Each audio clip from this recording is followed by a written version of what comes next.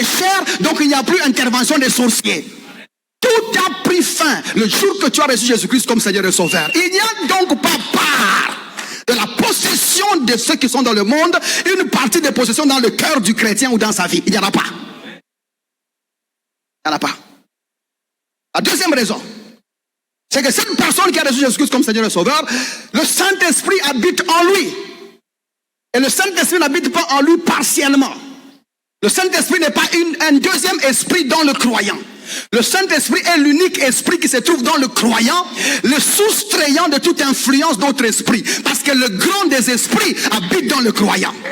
Et tous les autres esprits ne s'approchent pas. Ils fléchissent à la présence du croyant et à la présence de celui qui habite le croyant.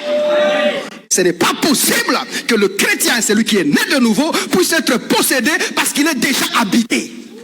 Jésus ne vous a-t-il pas dit, si une personne a été attaquée par les démons et que vous chassez les démons, et les démons là partent, et si la maison reste inhabitée, ces démons-là qui sont partis vont entrer 7 fois plus nombreux ou 7 fois plus forts afin de réoccuper la maison qui n'était pas occupée. Et il ajoute, le cas de cette personne sera plus pire qu'avant. La raison c'est laquelle? Parce que quand on avait chassé, la maison est restée inoccupée.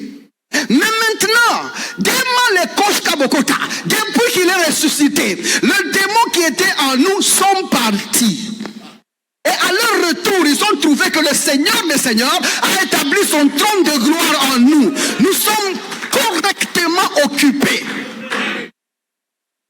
Nous sommes plus libres. Nous sommes plus libres.